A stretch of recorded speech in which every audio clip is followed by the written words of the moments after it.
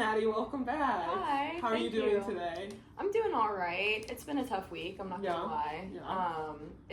I've been struggling with like school and at home and just kind of like in general. Like I feel like every day has been like really stressful for me. Mm-hmm. Is it kind of like this same like what we've talked about in prior sessions? Yeah, kind of like I just obviously like I told you before, like I've never really been great at school, so school's been just really stressing me out, and I think like I kind of just like am always worried about it. Mm-hmm. Like it constantly like makes me feel bad about myself because of like the way that my grades have come out and stuff like that.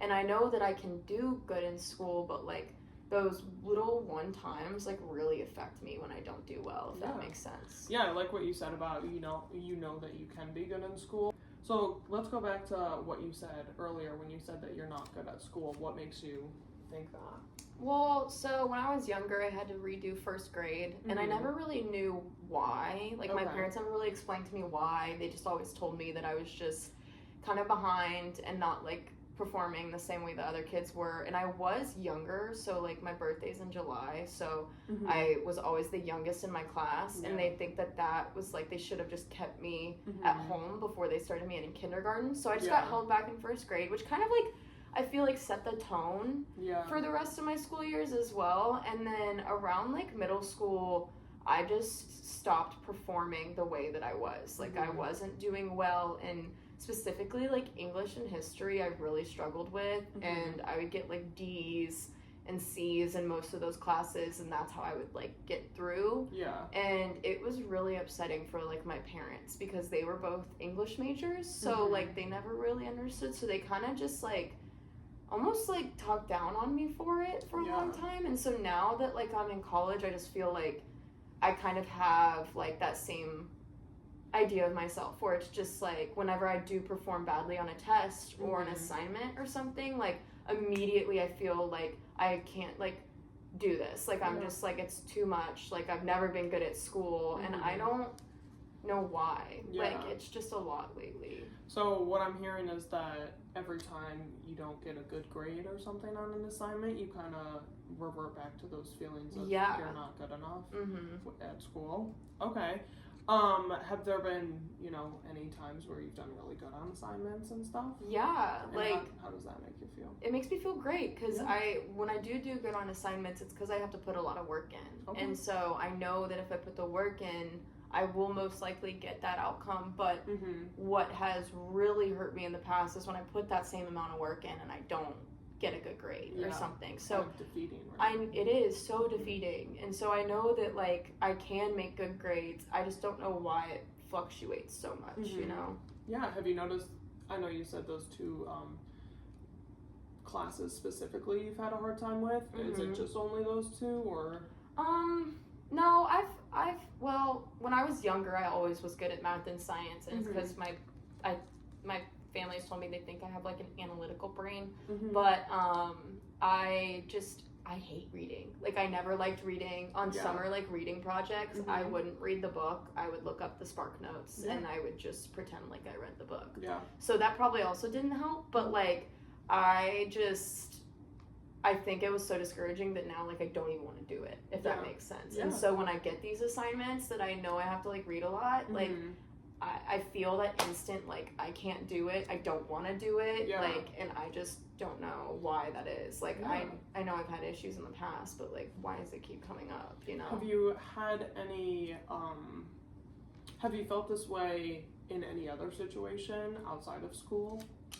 Soccer.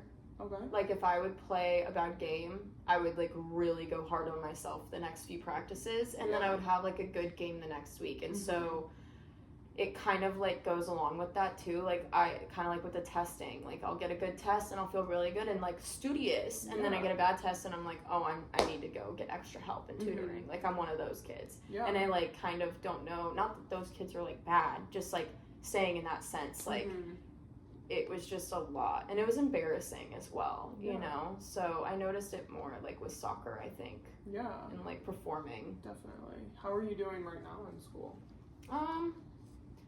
Like I said, it's kind of stressful right now. I'm feeling like very defeated. Like I kind of have those feelings of like I don't want to do it. Yeah. I don't want to keep doing school. I'm so over it. Like I calculated it out, and I've been in school for like, if you do the 12 years of like elementary, middle, and then add the extra year first grade, and then the 4 years of college, and then a fifth year of grad school, like that's a lot of school. It is a lot of school. Really, when you really think about it, how long you've been doing this. So like I start to like kind of give myself like these reasons to hate it too, and I don't want to do that. Like I know learning is a privilege, but like whenever like these things happen, like I automatically just like hate everything about like school, and I'm just like want to take myself out. Yeah. And I don't feel like I can do it. Yeah, I mean school, especially, you know, now that you're in grad school, it's a lot more pressure, a lot more work.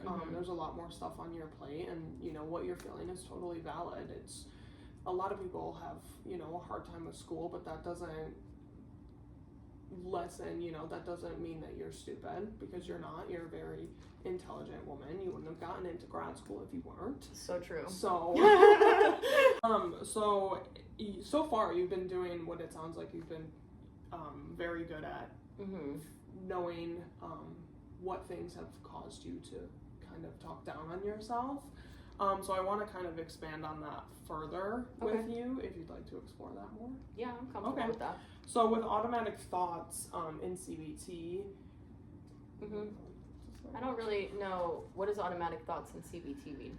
So in CBT, the cognitive behavioral therapy that we are doing right now, I remember you telling me about that. So it's kind of like when something does happen, an automatic thought is like your automatic thought, like how you think of something right after something happens, like what you were saying with, if you do bad on a test, your automatic thought would be then I'm not good at school. Correct. Yeah. So that's kind of what it is. And interesting. In CBT, we are trying to become aware of those automatic thoughts, and you're kind of, you know, already there, which is very good. What does becoming aware of them even do, though? So once you're aware of the automatic thoughts, you're allowed. We work on kind of reframing those thoughts, and so you're not constantly putting yourself down, and it's more of like taking a positive approach towards an event that happens in your life to hopefully stop negative behaviors from happening. Okay. Because of that automatic thought. So how would I like take these automatic thoughts I have about school and stuff, because I've had them for like so long. Like I said, like it kind of started honestly in first grade, like having to redo first grade. Like you go into class and I had to tell every one of my classmates that I'd already done this thing before. Yeah. Like I remember there was one day we were learning about like the ing endings or something, and I was like, yeah, I've been new, and like some girl was like, yeah, because you've had to redo this grade.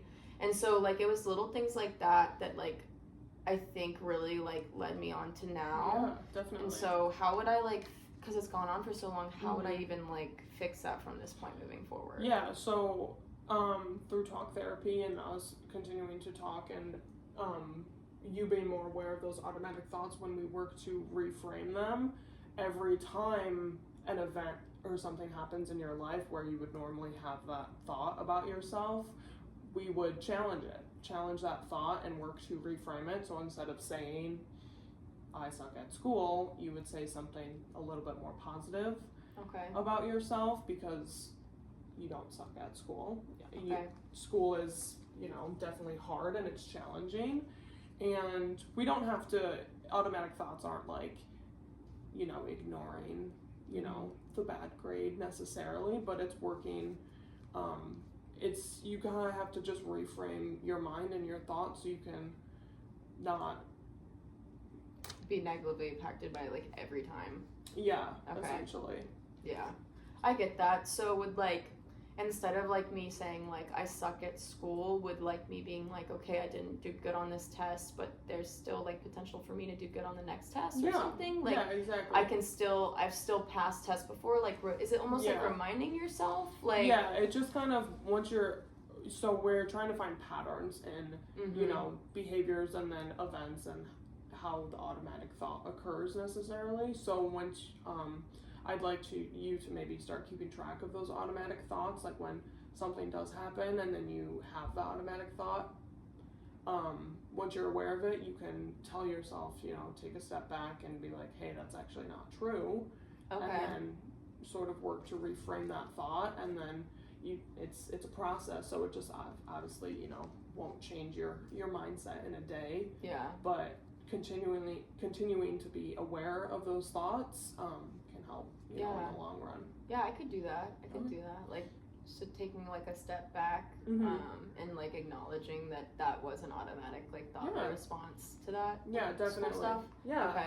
So something you could work on, you know, at home or like anytime if you have the notes app on your phone. If something does happen and you have an automatic thought similarly to what we've been talking about, you can write it down. Okay. You can write down, I'd like to write down what happened before the automatic thought occurred, and then what happened after the automatic thought occurred, and then what you would say instead of the automatic thought. Yeah, I can do that. I might not be able to like remember to do it every time. Yeah. But I can do it some of the times. Yeah, no. Like I said, I'm not great at homework, so. Well, once you get the hang of it, you know, we're trying to challenge these thoughts, so becoming aware of it is the most important step.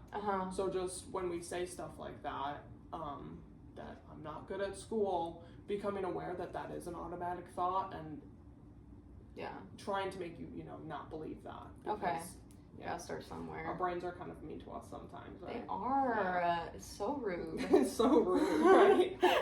All right, well, that is all I have for you today. Oh, thank you. We will meet back next week, and we can go over the notes that you took. Sounds great. Awesome. Thank you. Thank you. Have a good one. Jesus.